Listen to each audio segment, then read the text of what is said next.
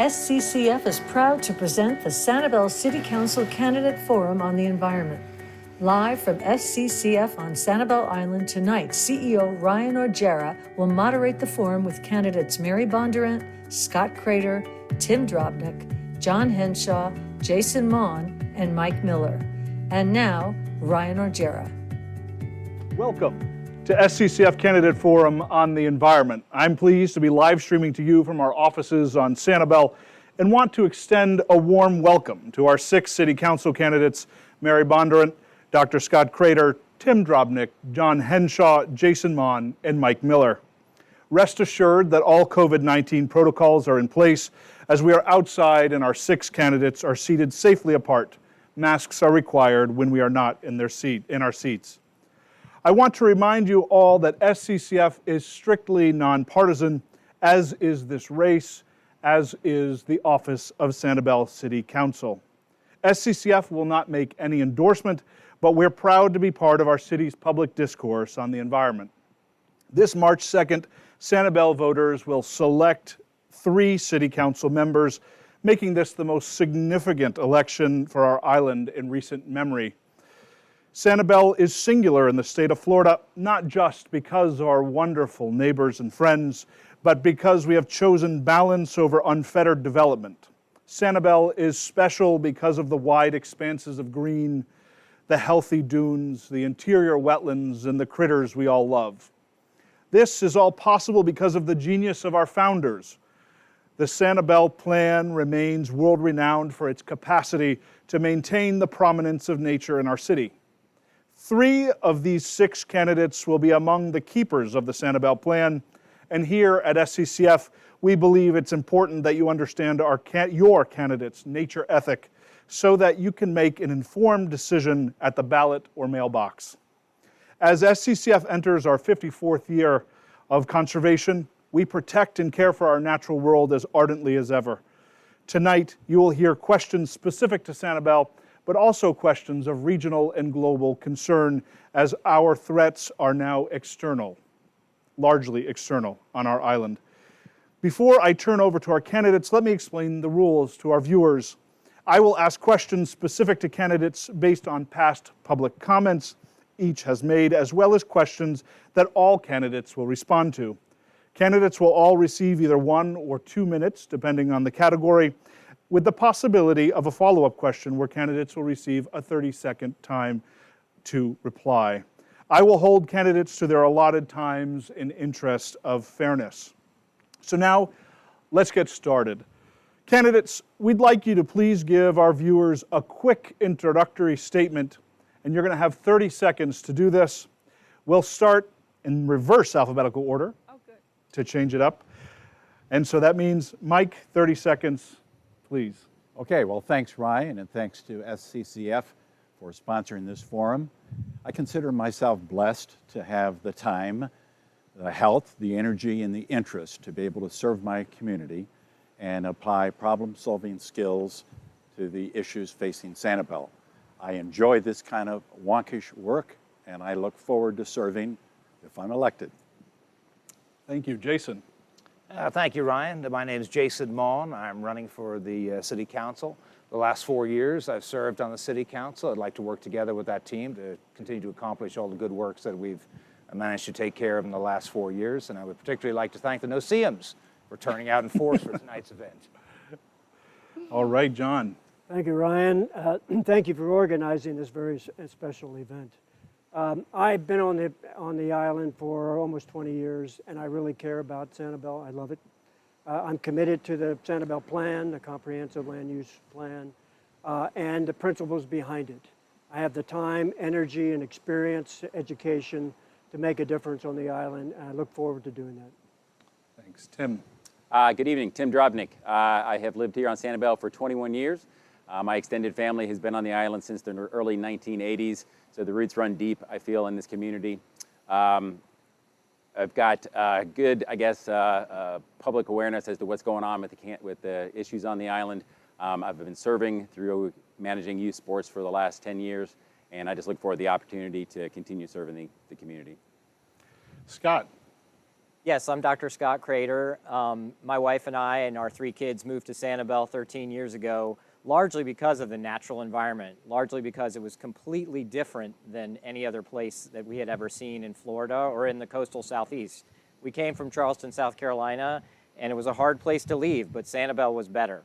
The Sanibel plan was genius at the time, and I intend to follow the Sanibel plan if I'm elected to council. Mary. Mary Bondurant.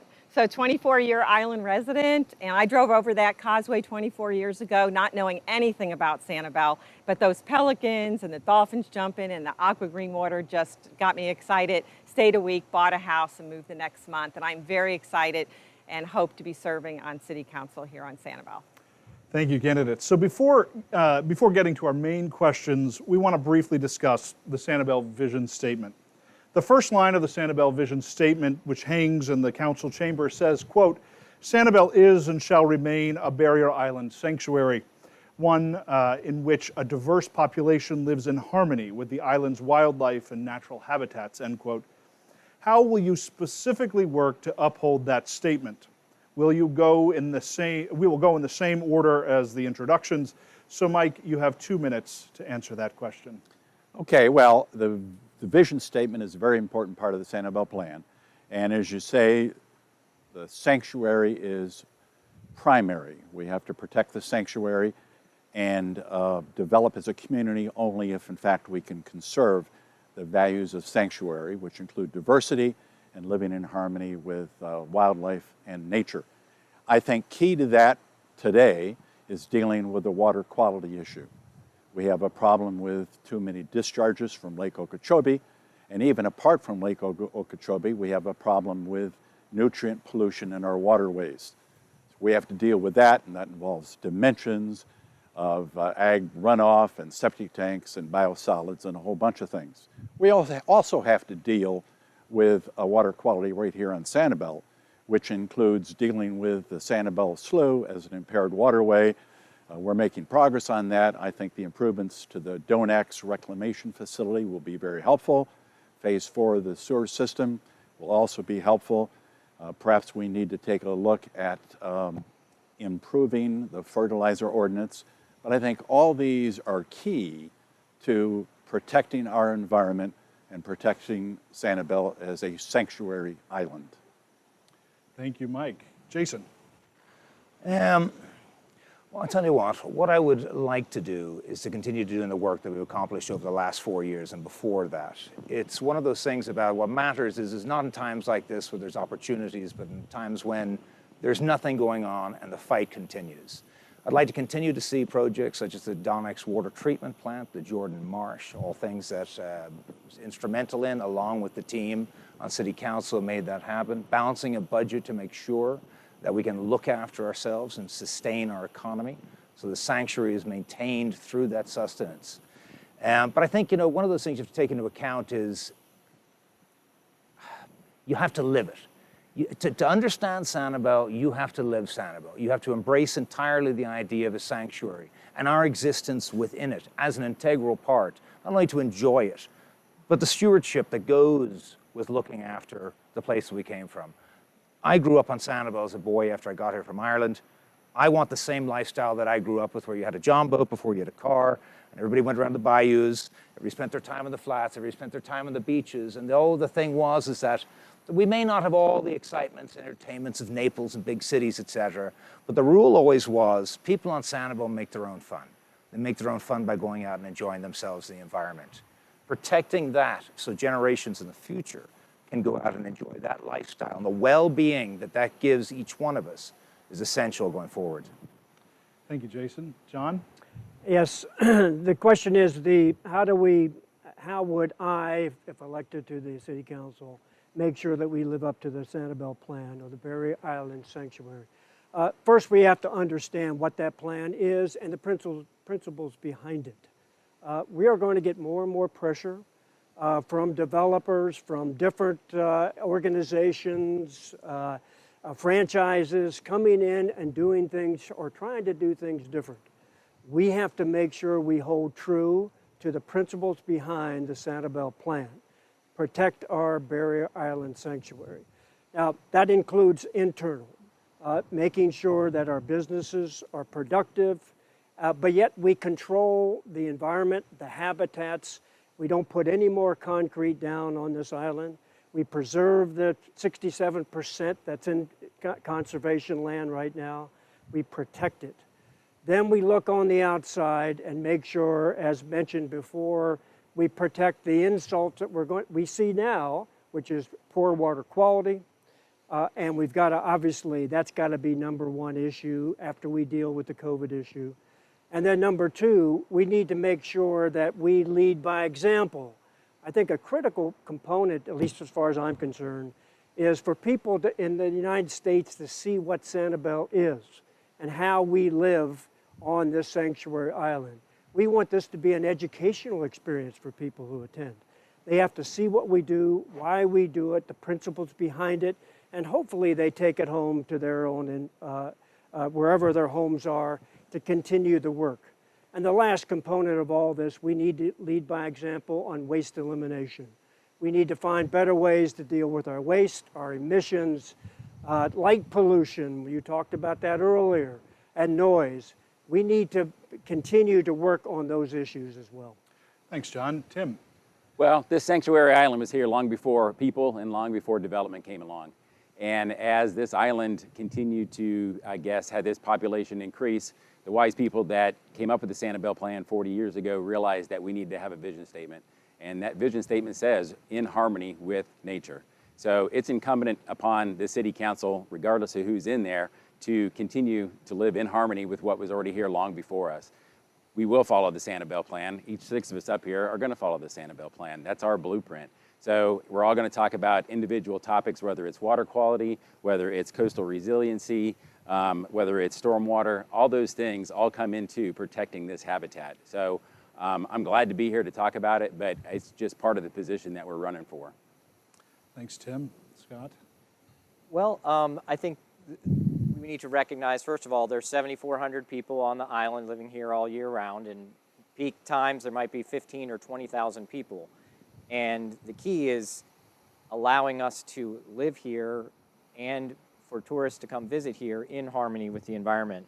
I think the couple issues that are specific that I would pursue, one would be noise regulations related to gas-powered leaf blowers being banned and having only electric leaf blowers or a rake be allowed.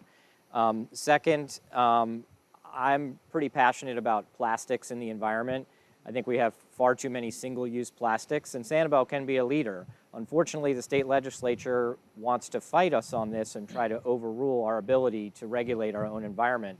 But I think Sanibel should be a model for eco-living, such as it is, of human beings having as little impact on the environment as possible. Of course, we have these other issues that the other candidates have talked about as well, which are extremely important, which is completion of the Drobnyk wastewater treatment plant, which will reduce our output of nitrogen and phosphorus into the waterways. But we also have about 500 to 1,000 septic tanks on Captiva, and there are 100,000 septic tanks in Lee County. So this is a broader issue that we have to work and lead this area on these environmental issues, because the water isn't just our water, it's everyone's water. And we need to work on that as a group together. We need to try to have an outsized influence on the conversation about these things. Thank you. Thanks, Scott. Mary? Hi. Well, it's amazing because the Sanibel plan, I tell everybody about it almost on a daily basis in what I do. I'm a real estate professional here on Sanibel Island, and I sell that plan. I tell people this plan was written and it protects every aspect of the island. The maps were laid down on this island. Sorry about the bugs. To protect the island. SCCF has been here a long time. We want to protect everybody, and it's a we, not an I. And the we is important because it's not just city council, it's not just you here at SCCF, it's the people who live here. It's the people who come visit here. We need to protect the island at all costs. We know we have issues with the water. We know that we have the septic systems and the stormwater waste, but speaking about Sanibel and how beautiful it is. And when you drive over that causeway and have such beautiful water, you know, you see the wildlife, you walk on the beaches and you see those shells. It's unbelievable. And so that Sanibel plan was way ahead of its time in explaining everything. In fact, I read that Sanibel plan when I became a real estate agent. I actually went down and bought the book, the Sanibel plan book, and I keep it in my office. And periodically, when I have people come to this island and they start talking about like, oh, look at all this land that you can develop as we're driving up maybe Sandcap Road. And I explain to them, oh no, you know, 2/3 of this island plus the wildlife refuge is all protected. So I believe that we, everyone on this island, needs to work towards protecting that Sanibel plan. And I will protect that Sanibel plan at all costs as a city council member. Thank you, candidates. This is the only such question that we will have tonight in this format. It is a rapid response question, and we think it's an incredibly important one. It'll be the same for all of you. This is an issue that only will become more and more starkly important over the course of the next decades. So there is no meaningful scientific debate about whether or not climate change is occurring, nor does such a debate exist around whether or not humans are exacerbating it. It is accepted by the scientific community. So, do you, quite simply, acknowledge that human-driven climate change is happening? So, starting with Mary and going around, a simple yes or no. Mary? Yes. Scott? Yes. Tim? Yes. John? Yes. Jason? Yes. Mike? Yes. Only one of those. Thank you. Onward. So now we're changing it a bit. Rather than everyone responding to every question, we are going to ask specific questions about past statements you have made publicly, and you'll have 2 minutes to respond to each of these. So Tim, we're going to start with you. You've expressed the need to address coastal resiliency in the face of climate change and agree that climate change is happening, but we have an educational gap. How would you overcome climate change denial among some of our residents? That's a big question. I think it's just a matter of getting the information out there, whether it's through SCCF, you guys already do a good job, but we as, I guess, council people and we as a community maybe need to have a more concerted effort in terms of educating those that aren't here full time, those that come down here to visit. It has to be a marketing campaign to realize that we are being affected by it. We're not necessarily having a large footprint ourselves into the matter, but we're more affected by it. So everything that needs to go in hand in terms of protecting ourselves over time, it's an educational process. So how to do that, I think it's going to be a we situation where we get the message out as a community to inform all those people that come here that we're going to be impacted first. We're a barrier island on the coast. So it's there, it's not changing, and it's just a matter of informing everybody. Thank you, Tim. Mary, you've said that, quote, water is the most significant long-term problem facing Sanibel. There are times when the state and county take action that is counter to Sanibel's interests. So how would you balance the need for action with the importance of maintaining good relationships? Oh, okay. So, you know, I've had the opportunity to go up to Tallahassee twice with the Chamber of Commerce, and I've watched the process and how important it is to deliver a good message to those up there about how we want to run our city and how we want to protect our waterways here. And it's really important that we all have a voice, that we listen, and that we take that voice to every place we go. And you need someone out there that's going to be energetic and loves people and wants to really promote Sanibel and its water issues and know all about what the happenings here on Sanibel. So yes, water, because look, we're surrounded by it. We love it. We swim in it. You know, we enjoy it. So we have to protect it. And I think education and just keeping our voices and our finger on the pulse with water issues, you know, we'll get through it and we'll keep good relationships with everyone. Thanks, Mary. So, Mike, you've mentioned that Sanibel's water quality is directly impacted by land use decisions made off our island. What recommendation or actions would you take to see that these large-scale off-island developments, like the Sanibel Passage Project or Eden Oak, provide appropriate water quality protections? Well, first of all, we have to participate, like we did in Eden Oak. I think Eden Oak, the community, including SCCF, including the city of Sanibel, and including lots of volunteers, participated in the hearing process pertaining to the granting of a permit, and so far that effort has been successful. We have to stay involved, we have to speak up. And I think with respect to dealing with those types of issues, not only those, but the fish farm that's a problem off Sarasota, we have to let our voice be heard. Well, thank you, Mike. So, Jason, you've stated the need for fiscally conservative, little c conservative, budget policy.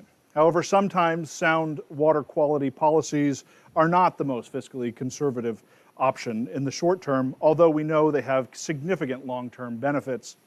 How would you convince Florida congressional leadership that we need to fund the EAA reservoir in the face of billions of dollars in COVID shortfall? It's investing in our future, Ryan. I would disagree with the idea that fiscally conservative is a short term. It's a long term. This is going to be a resource for the state of Florida that's second to none. They opened up water bodies there, the opportunities for businesses in Central Florida or South Central Florida, which have been starved and have only really the sugar industry to look at and industrial agriculture. So they bring more to the table than just cleaning water, but also for the coastal communities having access to a water treatment system where nature does the work for us. That's the same idea with the Jordan Marsh. We looked into it and said we don't need a giant pump, we just need a residential sump pump for a couple of grand from Lowe's that can do the job and then let Mother Nature do the job for us. That's the kind of fiscal conservatism I'm talking about. But in the absence of the state, which is going to look for that low-hanging fruit to cut us out of that, we need to be looking inward and saying, how can we offset the losses at the budget at the state level with increases in water quality activity or cleaning activity here on Sanibel? And there's a lot of things that we can do. SCCF has been involved in setting up new oyster bars. There's additionally a great program that involves artificial reefs suspended underneath docks. One of those things I hope to look forward to the future is that being an integral part of new dock construction. That, like a sea anemone, Sanibel becomes a water cleaning machine by itself, which costs us nothing to go forward. Those are the kind of ways. Push for help in Tallahassee and look in on ourselves to plan for the future. Thank you, Jason. John, you mentioned that as a city, we want to lead by example in terms of water quality. Many other municipalities across the country are adopting low-impact design tax credit incentives to promote additional and innovative stormwater infrastructure. Would you be in favor of doing this sort of program here on Sanibel? I'd be in favor of doing whatever it takes for Sanibel to use the best available technology, best practices around mitigating discharges, reducing the amount of nitrogen and phosphorus that we're discharging, not only in our waste treatment facilities, but also in our runoffs, stormwater runoff. The tax advantages work in some areas. I'm not confident yet, I haven't studied that at this point, whether it would work here on Sanibel. But all avenues ought to be explored to how do we incentivize organizations, private institutions, and businesses to use the best practices possible in respect to mitigating outfall or mitigating discharges. Thank you, John. So Scott, you said that you would use an imaginary $1 million grant. I'm sorry, I heard something. You would use an imaginary $1 million grant to combat Florida agriculture and sugar interests in Tallahassee. But without those resources, if elected to council, what will you do as a council member to fill that void? Oh, that's a great question. I think the Southwest Florida Coastal Resiliency Compact is one way to address that void, because it's bringing together all the cities and towns and counties in Southwest Florida who have a common, along the coast, have a common interest in preserving the environment and also preserving our water resources, and particularly preserving the coast for resiliency against storms. But this is the kind of group that can get together and make a bigger impact in Tallahassee than a single city council member from Sanibel. I also think that cities and towns can use aid lobbyists in Tallahassee because that's the way the sausage gets made. Unfortunately, we live in an imperfect system where money talks. And in places like Tallahassee and Washington, money talks and agriculture has an outsized influence on state government policy compared with, say, tourism. So we need to work with the Lee County Visitor and Convention Bureau, those kind of organizations to specifically lobby for the environment. They need to understand in Tallahassee that the environment is the economy. In Florida, the environment is the economy. We don't have industry here. People come to Florida to visit, and if we don't have water quality and a good environment, people won't come. They're going to go on a cruise somewhere else. They're going to go to North Carolina. They're going to go to South Carolina Beach. They're going to go somewhere else. If they read about red tide, they're not coming. So we need to get that message loud and clear in Tallahassee, and if formal lobbying is what it takes, that's what it takes. Thank you very much, candidates. So for our third question, this will be for all candidates to answer. Currently, more than 2/3 of Sanibel has been placed in conservation. Would you support acquiring additional lands for conservation? Why or why not? You have up to 2 minutes to answer this question, and we'll start with Tim. Absolutely. Again, following the Sanibel plan in terms of land use is vital.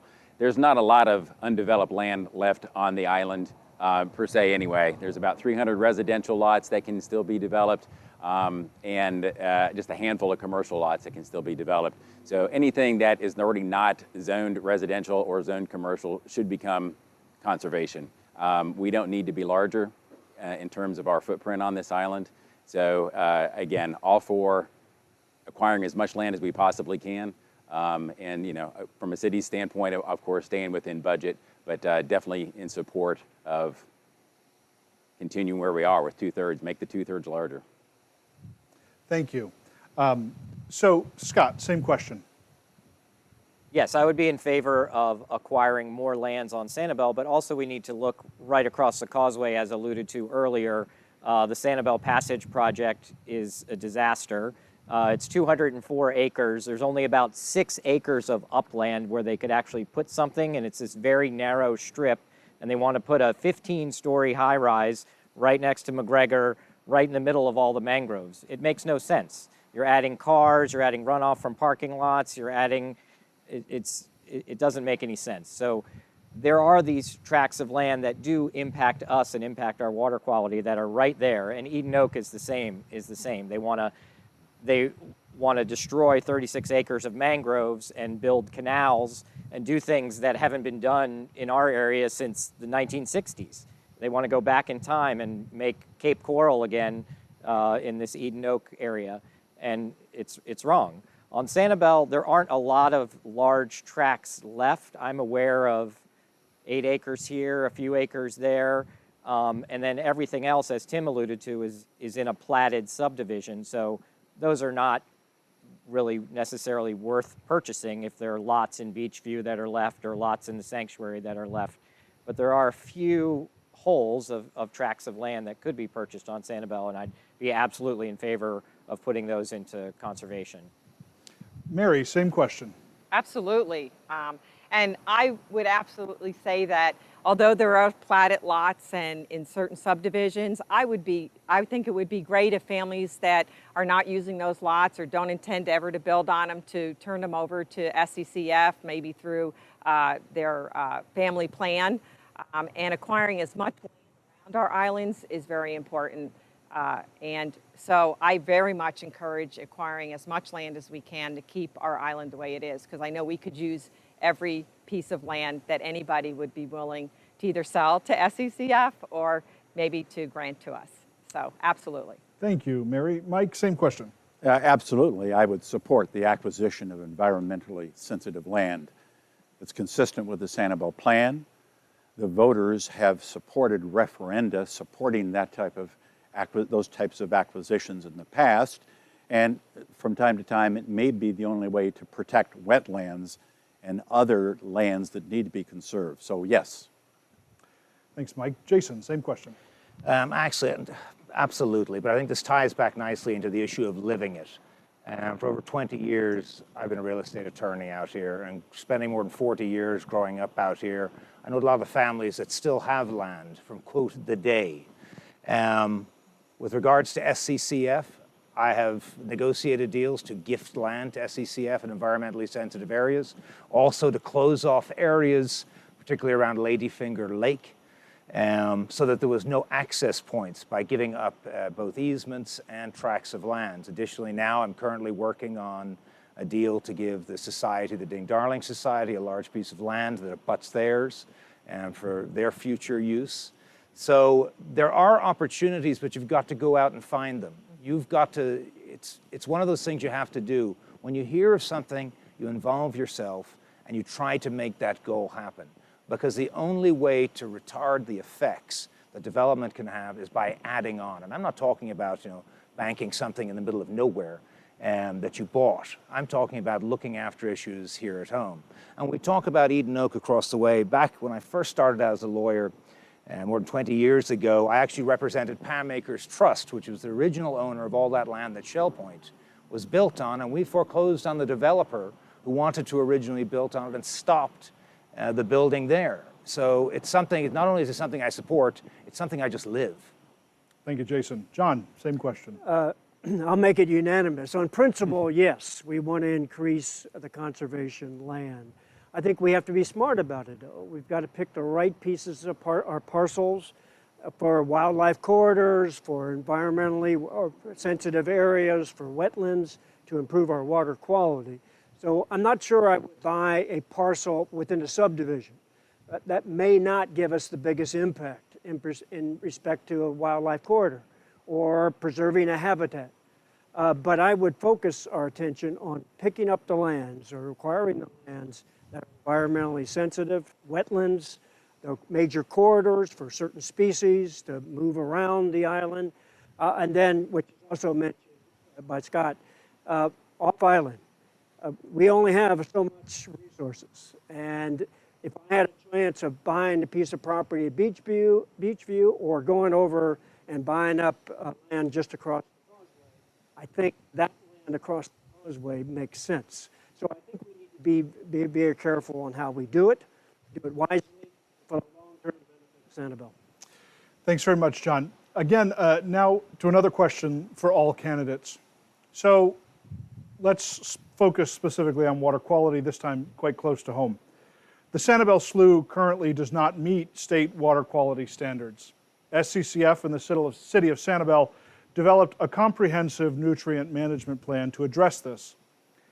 In light of the current COVID-19 budget shortfalls Sanibel is facing, would you prioritize funding for the recommendations outlined in the plan?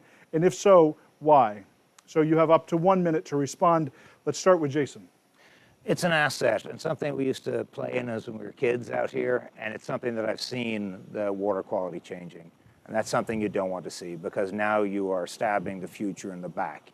And when you see these problems, it's something you need to address. I think there is room in the budget to look at the Sanibel Slough, or the Sanibel River, as it's more affectionately called now. I think one of the things, though, you have to take into reality, there's things you need to be worried about, is opening too much access to the Sanibel River and encouraging people to use a resource that should really be left alone or interfered with in the most mild fashion possible.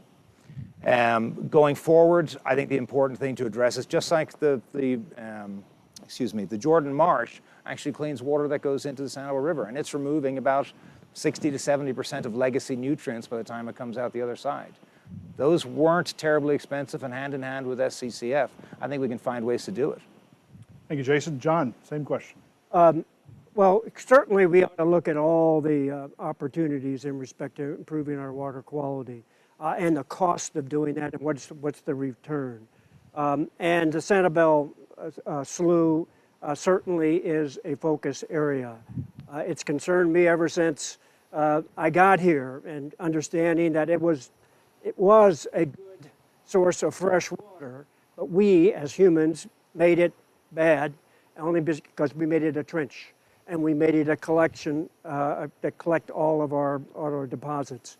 And right at the weir, I'm not sure what's at the weir, but the sediment obviously is a concern. But we do need to take action. We do need to make this a priority and spend appropriate amount of money to clean it up, to make it respectable, and so that we don't continue to emit the nutrients in our waterways.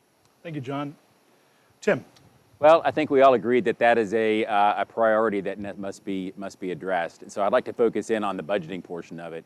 You know, COVID hit the Sanibel budget pretty hard here this last year, but I also think we're in a unique position right now with a significant change in the council in order, you know, that's coming up. We have an opportunity to kind of revamp how we look at that budget.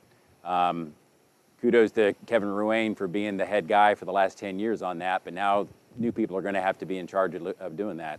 So we've been hit financially over the last year, but we also have an opportunity with ad valorem taxes probably going up because our property values are going up. So if we can adjust the budget with all these changes that have happened in the world in the last year and reprioritize what our capital projects need to be going forward, I think the Sanibel Slough is right up there. Thank you, Tim. Scott. Yeah, I think the Sanibel Slough should be a budget priority, mainly because Sanibel needs to lead by walking the walk. We can't just talk the talk and tell everybody else and point fingers and say you're part of the problem. We need to actually fix our own internal water that most people on the island don't even know about. They don't see it. But if you go down to if you go down to Beach Road and you see the weir where the Sanibel River is spilling out into the Shell Harbor Basin, that's it. And this water is draining a vast amount of the interior of Sanibel. I'd also like to take more look at the inputs into the Sanibel Slough, because it's much cheaper to reduce the inputs than it is to clean the water after the fact. So reducing the inputs and making it a priority to clean the water, because we have to make sure our own backyard is as clean as the water that we expect that comes down the Caloosahatchee. Thank you, Scott. Mary. Yeah, well, that slough is very important, not just to the water, but it's also to our habitats, our sea otters, correct? I mean, we have animals that are living out there that also need to be protected. So yes, I do believe that we need to work with our natural resource department and all of the experts and the scientists that we have on this island to work together to fit that into the budget. I mean, when you budget something, you can budget it on a short-term, medium, and long-term planning process. So definitely, indeed, we need to keep that healthy for all aspects of the island. Thank you, Mary. How about you, Mike? Yeah, we should continue with it. And there's, as I said in a prior answer, there are a lot of good things underway. The changes in the Drobnyk water reclamation facility, which produced the reused water used by golf courses and resorts, will reduce the nutrients in that water by over 50%. And that's going to help the slough considerably.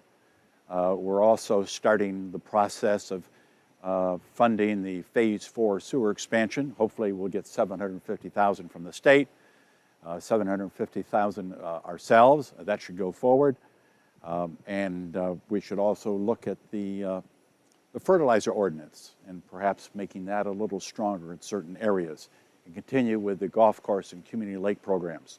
So I think these are all important because we need to lead by example. Thank you, Mike.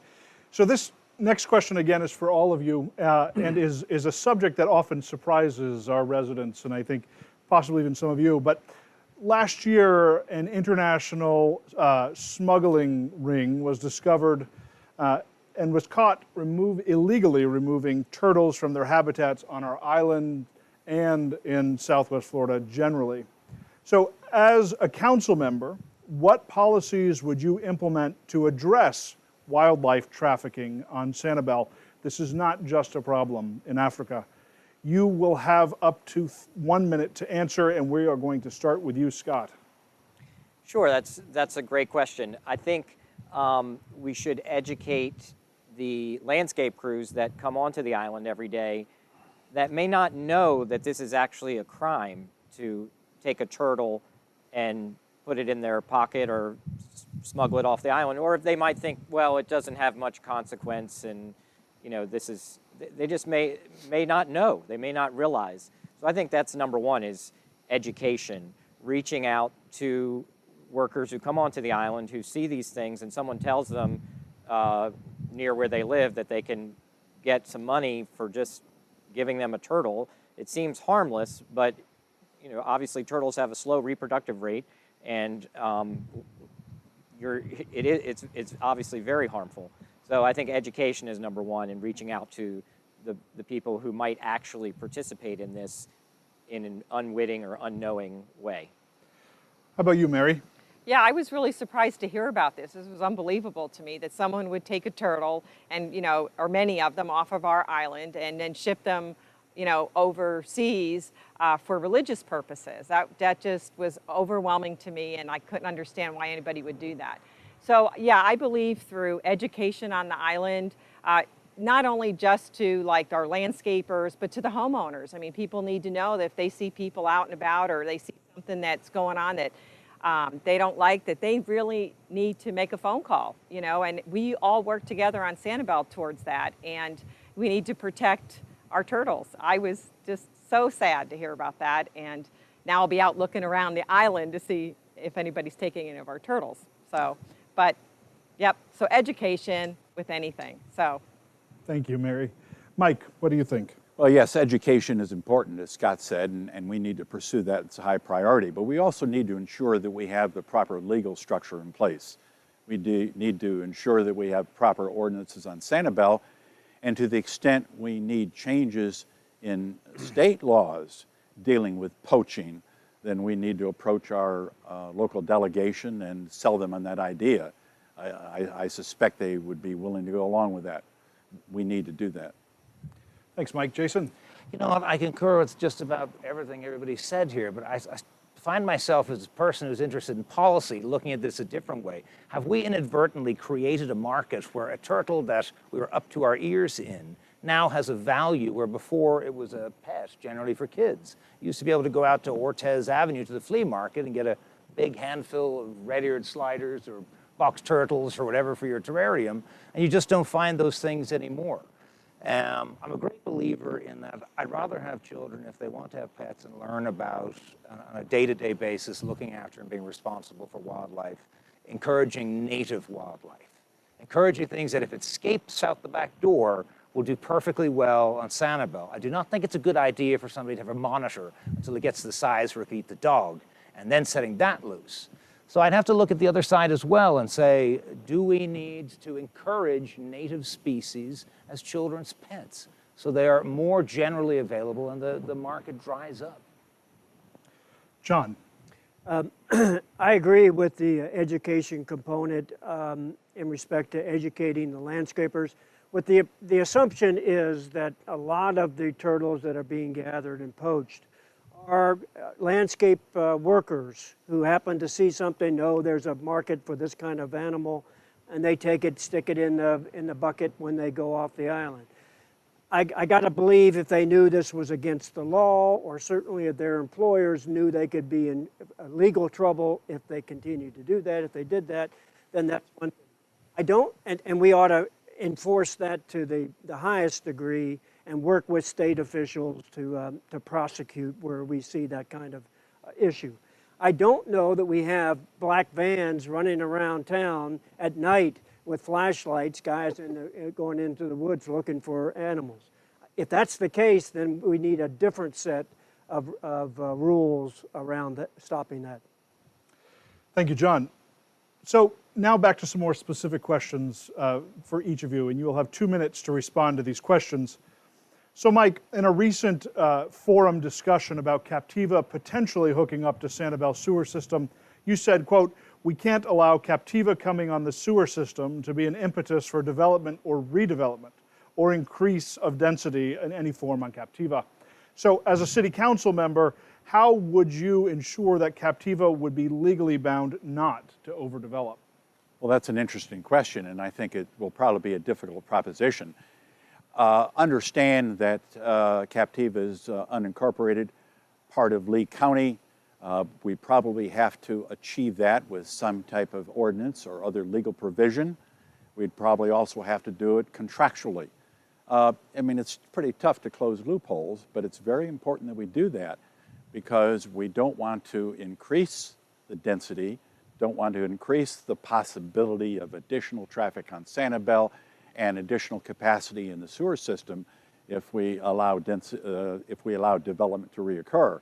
We certainly don't want the septic tanks to reoccur. So it'll be a difficult process. I don't have a solid answer on how to do that, Ryan. Thanks, Mike. And I'm just realizing in this moment that I skipped Tim on our wildlife poaching question. I was going to call you out on that. So I'm calling myself out as I see you. So forgive me, please have a minute to tell us. Not a problem. So I was surprised about the whole poaching of box turtles as everybody else was. But I think we need to kind of look at it a little bit more broadly. It's not just the box turtles that we like on this island. There's all kinds of animals that we like. So I think a broad ordinance in place that you cannot remove animals from this island would be great, because if they like box turtles, what's the next animal that they're going to like, et cetera. So it really needs to be a broad, straight across the board ordinance saying you cannot remove wildlife from this island. We've already got a no live shelling ordinance in place, right? Why doesn't it extend to the land-based as well, and just no animals can leave this island?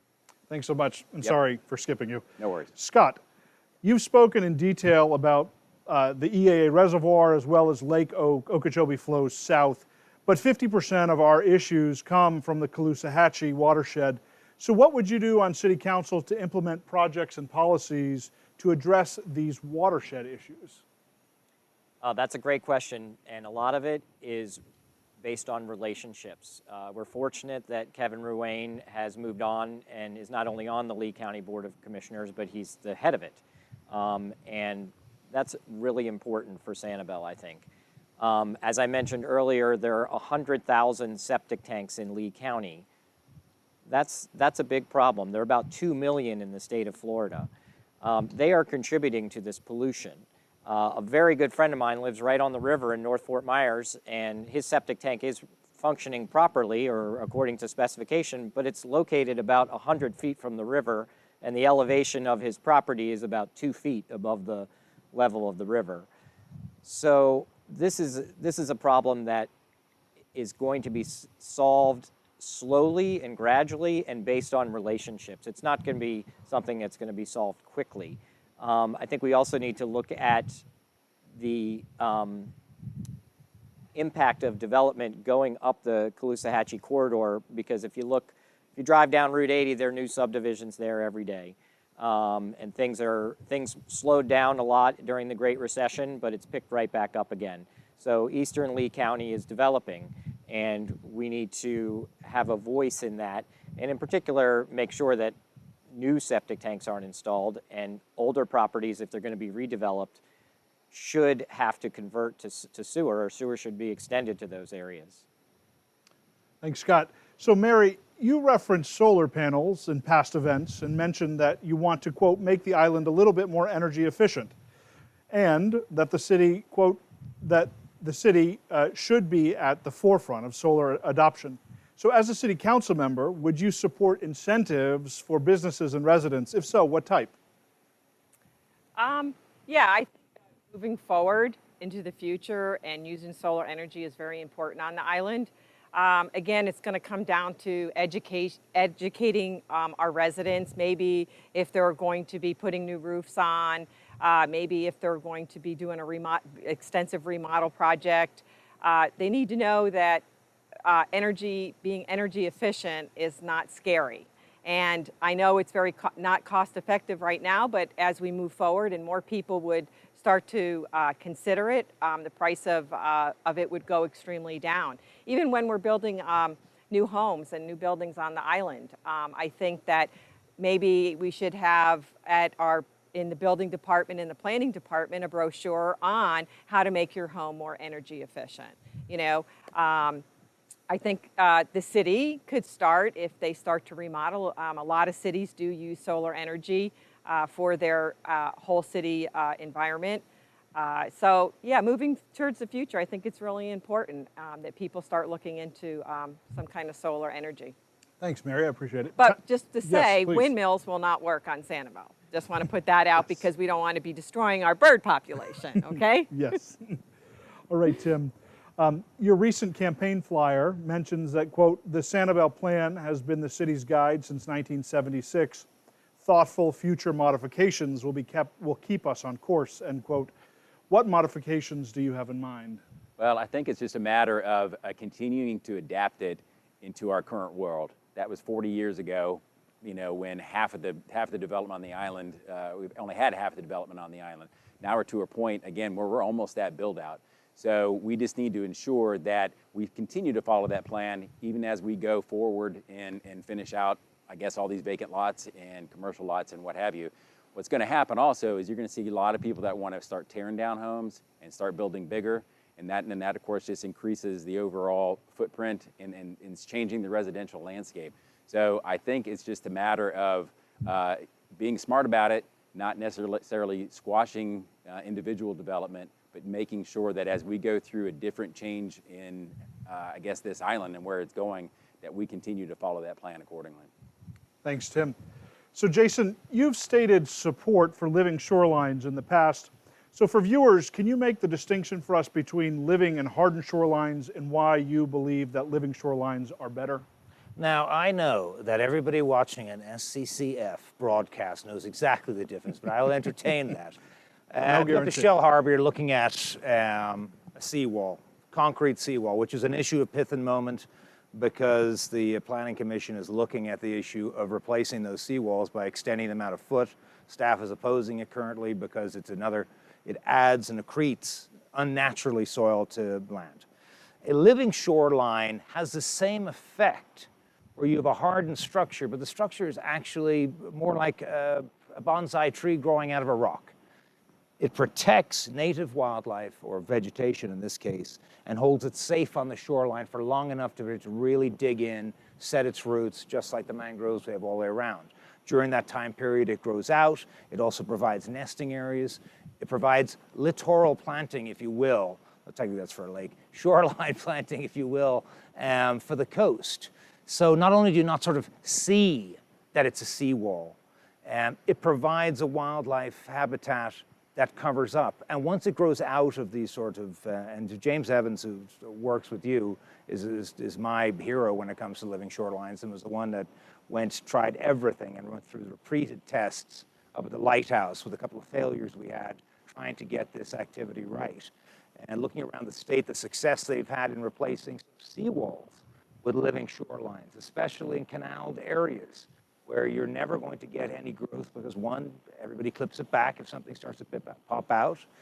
I'd like to see that considered for down the road, where we take areas of land, retract the seawall back enough to put in, usually it's a sewer pipe about yay big that you set into the ground, and then you put your mangrove seeds inside it. You get oysters for cleaning the water, again, going back to the artificial reef systems. It just looks nicer, leaving aside all the multitudinous benefits. Thanks, Jason. So, John, you spoke about the Sanibel City Vulnerability Study. So now that we've joined the Regional Resiliency Compact, what next steps would you take to follow up on the study to make Sanibel more resilient to the impacts of climate change and sea level rise?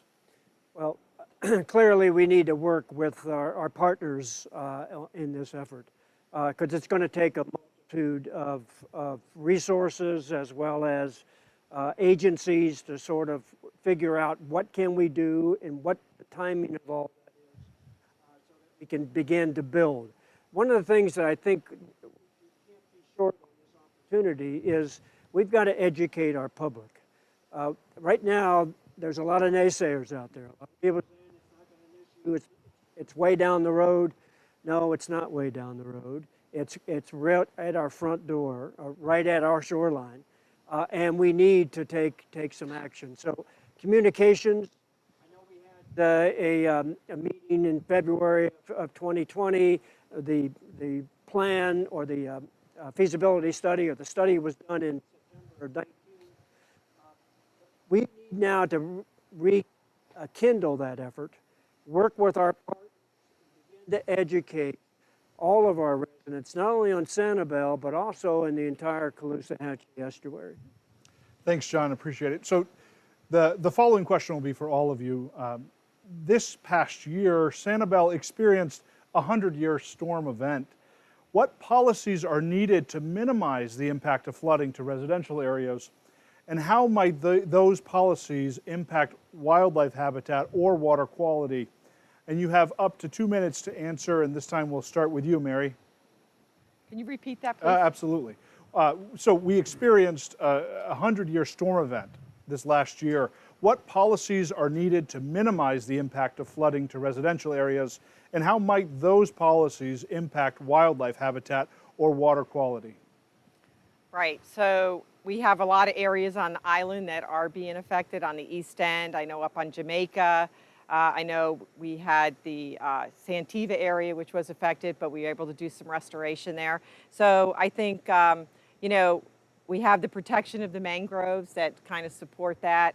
And on the shoreline, you know, we're going to have the beach erosion, so using more dunes, more green to protect. So, you know, that's, you know, we're just going to have to keep working forward. We're going to have to work with our experts. We're going to have to get scientific facts about it, and hopefully, you know, redirect sand, whatever needs to be done. But, you know, I would rely, because I'm not an expert on that, to people out there and get as much resources as I could to be better educated on it so I can make really good decisions for the council. Thank you, Mary. Mike, on to you. Well, proper water management of the interior wetlands are very important to our wildlife. So that's a key concern. But on the other hand, we can't flood out our residents. So the task, like a lot of things in life, is to have a proper balance. I think there are areas of the island following that storm that we have to do a better job of dealing with stormwater distribution, while still maintaining the general principle of keeping the wetlands in the interior of the island properly hydrated for our wildlife. Thanks, Mike. Jason. Boy, it's a dramatic situation. I spent about 14 hours out that night and watched the island literally sink. I mean, it was an extraordinary situation. My memory of that night, though, is making, kids, don't try this at home. I stupidly chased that water spout that went from the lighthouse all the way down to the west end, in and out to see where it was finally, so I could report back where it was coming in until I realized it was heading for my own house, and then went home. You know, it used to be that there were pipes, egress pipes, if you will, for floodwaters of that nature throughout the island. A place of particular note was Tahiti, where everybody used to sit on the pipe, and the water in that neighborhood would literally flood straight out to the Gulf. Statutory changes since then, advice from the DEP has changed. We're not ejecting out that water as we did.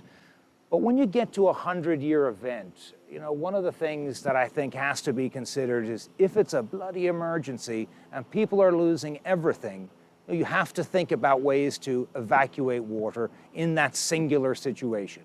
Not operating every day that way, but in ways that people can get immediate access to relief by relieving the water from the inside. Because it's not at 100% good to flood every garden, get every bit of fertilizer we possibly can, and then run it all into the Sanibel Slough.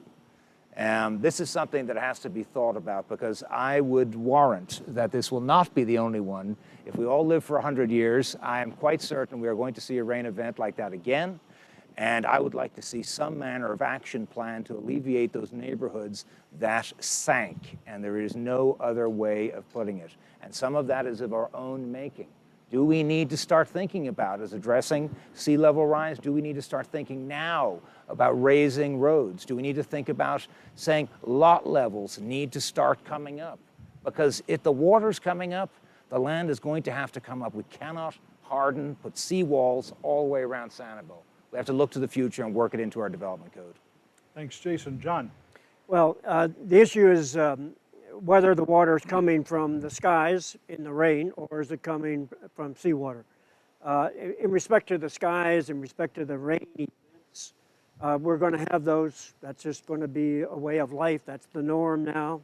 How often, yet to be determined. But we do have to find ways to contain the water where it's appropriate and distribute the water so it does not flood homes and properties that weren't designed to retain water or weren't part of the wetlands that provide habitat for our species on this island. The other piece is shoreline. Obviously, it was already mentioned, we need to continue with our dune resiliency to increase the size of our dunes to the extent we can. Make sure at least we don't destroy the habitat around those dunes. And I know there are some areas on the island where we do have issues. What we did at Blind Pass, I think, was the only thing we knew what to do at the time. So in some cases, we're going to have to put up seawalls, preserve access, means of access in and out of Captiva. So it's going to be it is a very complicated issue. It's going to vary on what kind of circumstance we're trying to deal with, whether it's a rain event or is it a hurricane. I think we did a wise choice in respect to vegetation and the Australian pines to make sure if there is a wind event, we sustain that wind event. We minimize the damage on our property, access to the island, and damage to our habitats. Thank you, John. Tim, same question. Yep, well, I acknowledge this was a 100-year event, and like Jason said, it might not happen again, but it's going to happen again within 100 years. But I think what this did is it exposed our weak areas of the island. A lot of those weak areas, I look at it from in the residential side of things, right? So I live in the dunes, and even with a regular strong thunderstorm that's not a 100-year event, we have questionable areas where water pools, water's there. So I think we have to also look at maintenance of our current stormwater runoff systems. I mean, the culvert underneath my driveway was clogged. It's now not clogged. That water goes to the drain, and so it doesn't flood anymore. We've all gone through neighborhoods where we see that there's localized type of flooding. So maintenance of our existing, our existing infrastructure, I think, is key. And then you look at future development. I think I kind of touched on this before, and you've got a 50-year-old house that was built way down here, and then brand new next door, you've got somebody that's up here. Proper runoff, proper drainage is a must going forward. So that's stuff that we can manage on a, I guess, more short-term basis and just being cognizant of it going forward. But then you also look at the sea rise areas. We've talked about end of Dixie Beach. We've talked about end of Bailey Road. Those areas flood every summer. So what can be done about that? Is it a matter of berming a little bit better so that water stays where it's supposed to and not come onto the roadways? There's a lot of things to take into account, but a lot of it comes down to maintenance as well, I believe. Thanks, Tim, and I hope everyone could hear over the helicopter one of the dangers of doing this outside. So, Scott, on to you. Yeah, just for everybody watching at home and listening at home, what Ryan and what we're all talking about is last summer we had a 100-year rain event, and if you're not here in the summer, you might not be aware of how bad it was, but it was bad. And as Tim alluded to, areas like Bailey Road and Dixie Beach, there were fish swimming across the road, and that's not entirely unusual. This was a 100-year event, but in 2017, about a week prior to Harvey that flooded Houston, we had a rain event that was, maybe it was a 50-year flood event, but I'll tell you it was darn close to this one. So this is going to be happening with increasing frequency, there's no question. Global warming is real and everything has to be recalibrated. The roads in particular to preserve access in places like Dixie Beach and Bailey Road, the next time they're repaved, we might need to survey and just make them not strip away the pavement, but just build right on top of what we've got, because you do need to have access to homes for safety, for ambulances, for fire, in order for those homes to remain habitable. So I think we need to recognize that there are weak areas. The coastal vulnerability study that came out in 2019 was very helpful. It showed a lot of profiles of the beaches and the dunes and basically an elevation survey of the entire island. One of the conclusions was the backside of the island, the bay side, might be more vulnerable than the beach side because a lot of the beach side is higher than the interior and posterior parts of the island. Following up on that and identifying specific areas is really important in the future. Thanks, Scott. So this will be the last round of specific questions, and you have up to 2 minutes to respond to these. John, you've said that you intend on committing as much time as possible to improving water quality. The state recently took over wetland permitting responsibilities from the federal government under the Clean Water Act. Many environmental groups, including SCCF, have opposed this move. Do you agree or disagree with this move, and why? I recognize why the state is doing this, why they're trying to take over the permitting issues, because of the unequalness applied across the state, and state governments typically want to try to standardize it and make it uniform across the entire state. I think it is wrong to do that, at least from our standpoint, because we have more flexibility. We have a special interest in the outcome. We have a special desire for a specific outcome that may not be the same desire in Miami-Dade County or in other counties. So I think it is wrong for the state to consider this.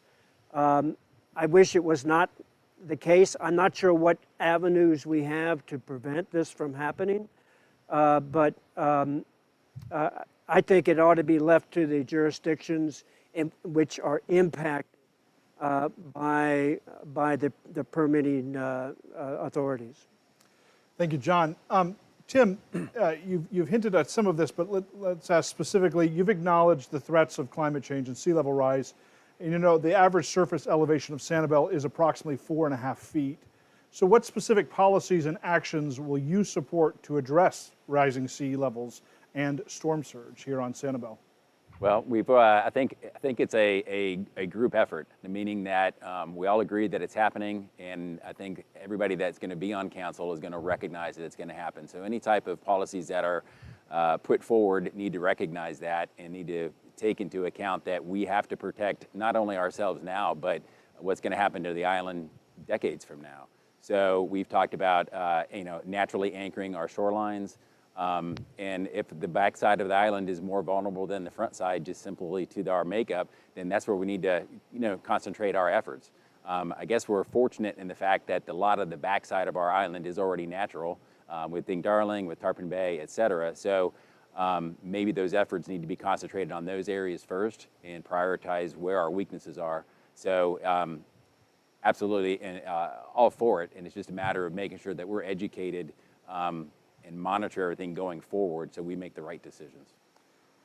Appreciate it. Scott, you have expressed support just even tonight for a ban on gas leaf blowers.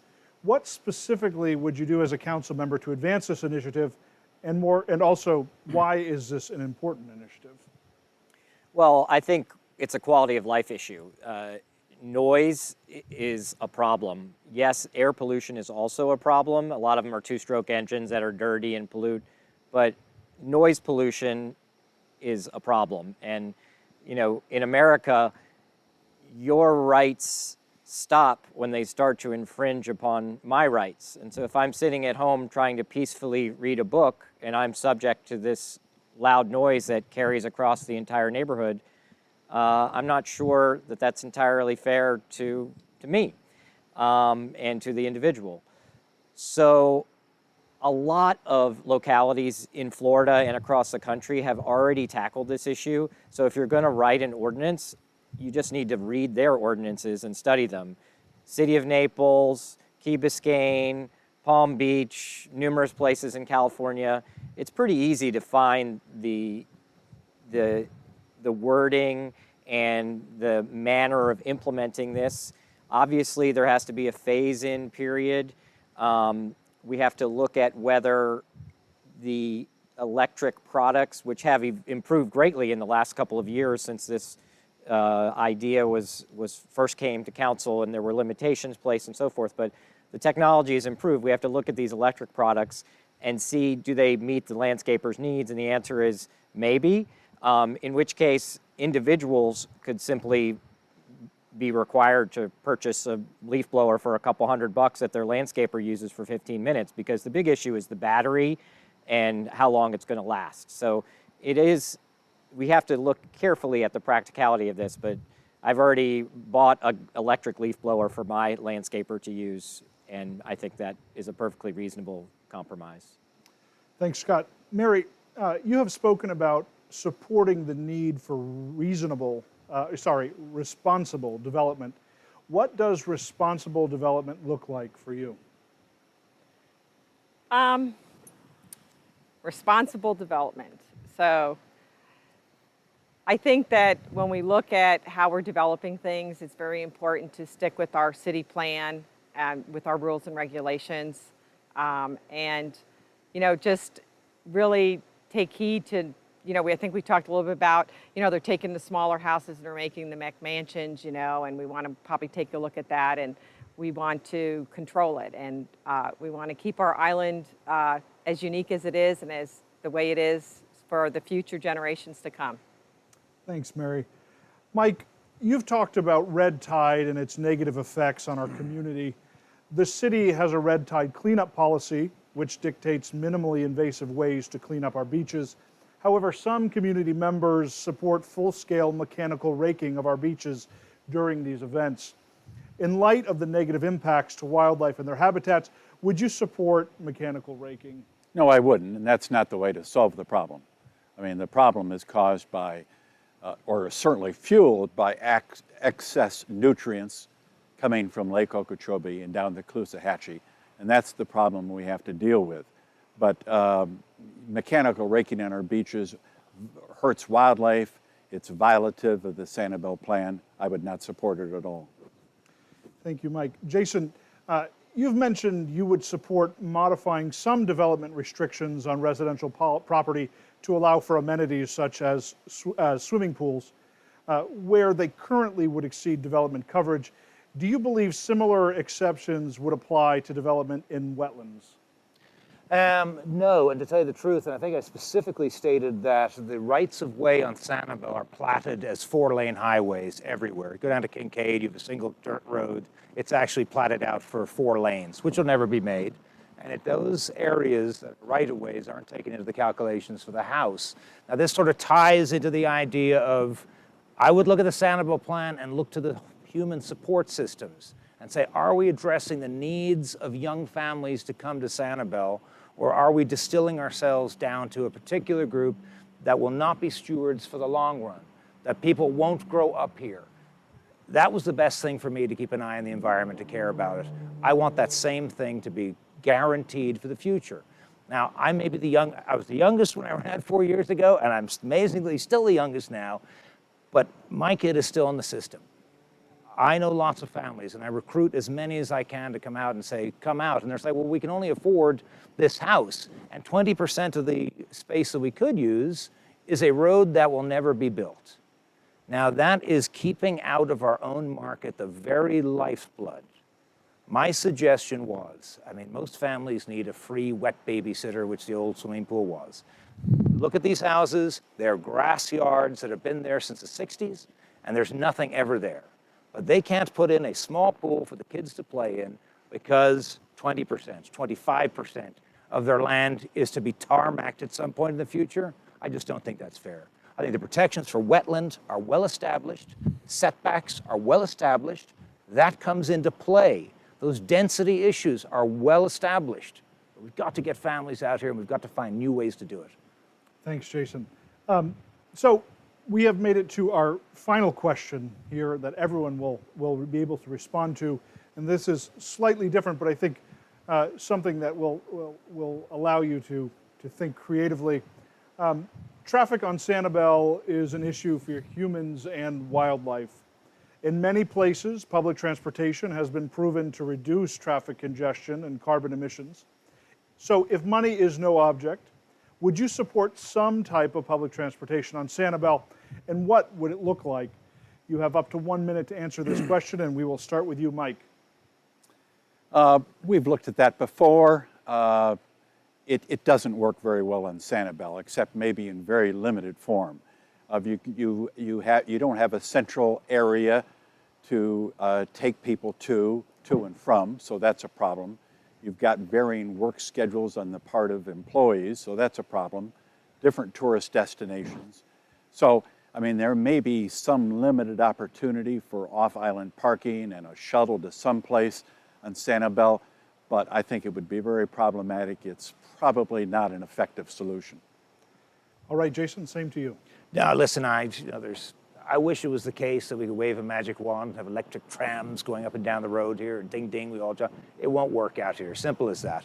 And the limited opportunities we've had, the federal government runs its bus, as it were. Well, it's a licensee, runs from the parking lot, but that's because they have too many people coming and they don't want to take over more real estate around the center there. Looking down the road for me, the other problem is then you start to encourage something that we've stood against, and that is allowing tour buses to bring large volumes of people out here merely for the purposes of dumping them off in places and to spend the day and coming around. You get into a situation of, if it's all right for us to fill buses full of people for us, why is it not all right to fill buses full of people from everywhere and bring them onto the island? I think at the end of the day, it'll exasperate it. And frankly, with COVID on this island, I don't think putting everybody into buses and driving them around the place in close quarters is the best idea. John. Well, that question has been asked, and the answers are pretty much consistent in the sense that we have a traffic issue and we're going to have a traffic issue. Now, what can we do to sort of ease it a little bit? Certainly, I would like to see some sort of way to move people on and off the island without the emissions, without having large vehicles coming on board. But I think we have to live with what we've got. I think we can try, obviously, and we have, and we need to continue to try to find people ways to get them on and off the island at different times, whether it's different times of the day, or different times of the season, or different seasons. We can explore ways to have events off-season so that we distribute the work. But this is a problem we've had, and it's going to continue to be a problem. We need to be creative. Thanks, John. Tim. Yeah, I don't see how public transportation is going to work on the island. Everybody's already said it, that I can't see it either. We look over to our friends in Fort Myers Beach. You know, they've got the public transportation. They have an large off-site facility for the large buses. They've got a bus schedule. That's a whole different animal over there. Even if that could be put in place here, how many people would actually use it? I mean, the people that come out here, they want to go to all these different places, you know, Ding Darling, all the way up to Captiva. I just don't see how that would work in the footprint of what we already have here. So, yes, the traffic situation's here. It's not going anywhere, and I think it's just that large pill we have to swallow for being out here and anybody that visits here. You can mitigate it, but it's not going anywhere. Thank you, Tim. Scott. Yeah, the study showed and the survey showed that about 2/3 of the cars coming across the causeway were people just coming for the day. And a lot of those people coming for the day, surprisingly, had no plan. So they were just coming out to look around. And that definitely contributes to the traffic problem. So some campaign with the Chamber of Commerce to educate people to make a plan so you're not stuck in traffic and you're not suffering and miserable at 4:30 sitting on Periwinkle. Nobody really wants that. So I do think making a plan and educating people is helpful. I think obviously spreading out the traffic in the evening is helpful, and working with the chamber to incentivize people to stay for dinner would be helpful. In an ideal world, we'd have some form of park and ride for workers on the island. We do have some of that going to Captiva with vans of workers, and expanding that would be great if you had an unlimited budget and you had a place to actually build the park and ride. Thanks, Scott. Mary. Yeah, being here so as long as I have, traffic has always been the biggest issue, and I don't think public transportation system on Sanibel now with the infrastructure that we have will ever work. But moving forward into the future, maybe we can become the Jensens, you know, and have little vehicles that just pop up and bring us and drop us off. But no, I mean, traffic is my idea of traffic. I told you in previous forums that to get the traffic off the island, we need to work with Lee County and the bridges and the 2 islands and get 2 lanes off this island. So when you hit the first bridge, you could have 2 cars go onto the first bridge and remain into Summerlin Road with 2 lanes. So that's the way I think you could eliminate the evening traffic. But I think we're a beautiful destination. People come here, they read about us, they hear about us, they're gonna come. And with a plan or without a plan, we have a beautiful Chamber of Commerce where they can stop and make a plan with all the technology we have there. So I think traffic is in our future forever. Thank you, Mary. Well, this concludes the question section of our forum tonight. To finish up, I'd like you to give a brief 1-minute statement about why our viewers should vote for you, and we will start with you, Jason Maughan. I appreciate that, Ryan. I've enjoyed the last 4 years working with the City Council, and I feel in a team play with 4 others, we've accomplished a lot of important things, from budget to the environment, to working together to deal with COVID, to deal with hurricanes, to deal with all the things that are affecting us. I like to serve because I owe the island for raising me and taking me in. The things that we talk about here are things that I do every day. It's my career. Coastal resiliency projects, I've got 3 that I'm working on today on the island. Budget issues, I go line by line through the contracts to make these things. I understand what's involved in it, and I just tell you what I think. It is, quote, the straight dope that I'm going to share with you as an elected official, and I'll continue to do that. But like I said at the start, you have to live Sanibel. It's not just an idea, it's working for Sanibel when nobody's around to see it that really matters. Thank you, Jason. John Henshaw. I love Sanibel and the principles that developed and made Sanibel what it is today, which is the Sanibel Plan. I'm deeply concerned about our water quality. The COVID issue, I consult on COVID now, and the issue around protecting our citizens, our workers, and our visitors is important, but water quality is going to be our #1 issue.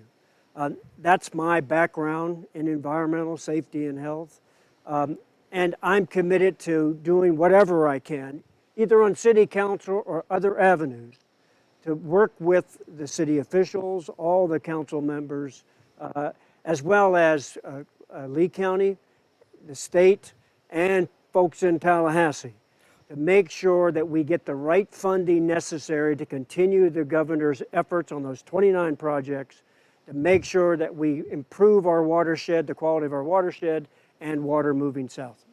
Thank you, John. Tim Drobnyk. Well, first off, I want to say that I'm very appreciative of being here tonight. I have enjoyed the forums that we've had over the last couple of weeks, and I particularly enjoyed this one the best, primarily because I can see everybody face to face, eye to eye. This is how I operate. I'm not a politician.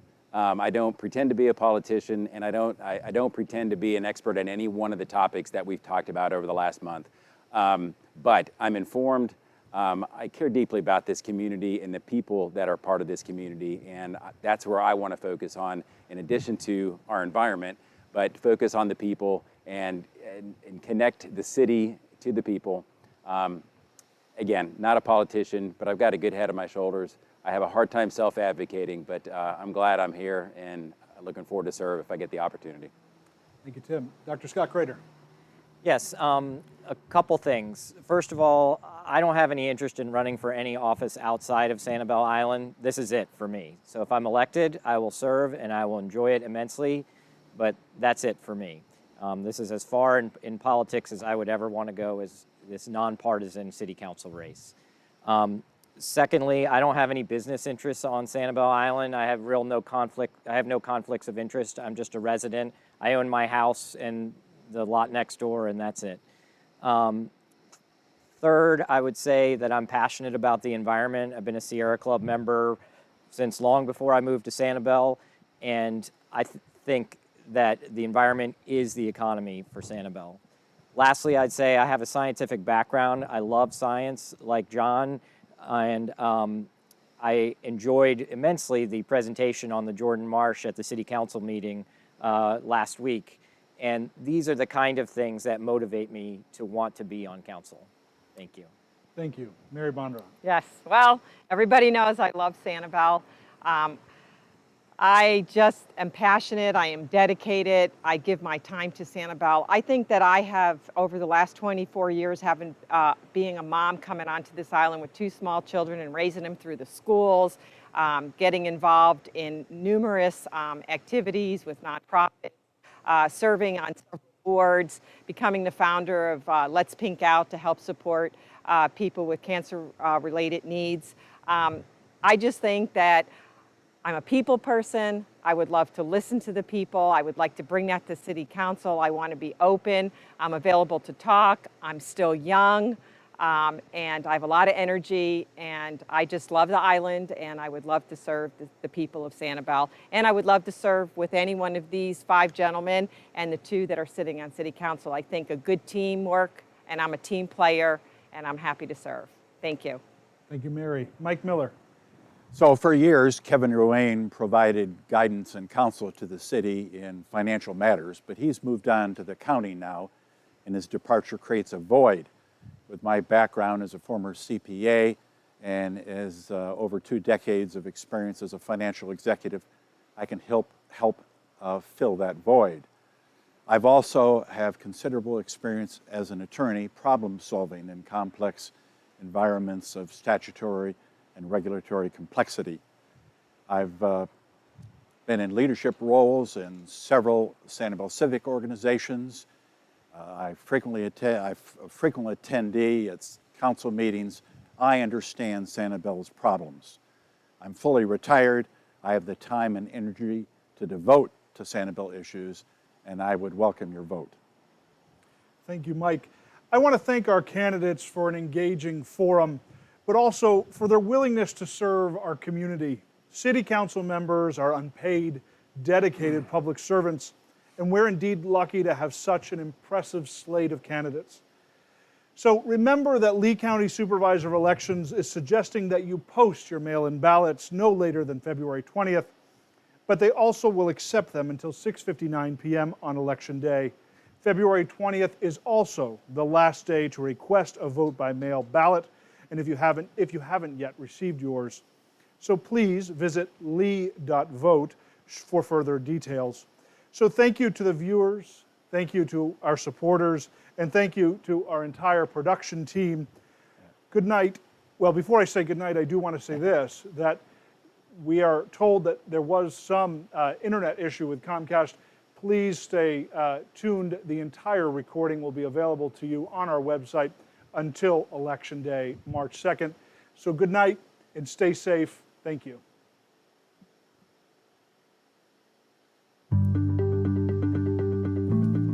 Oh, is that the bumper music?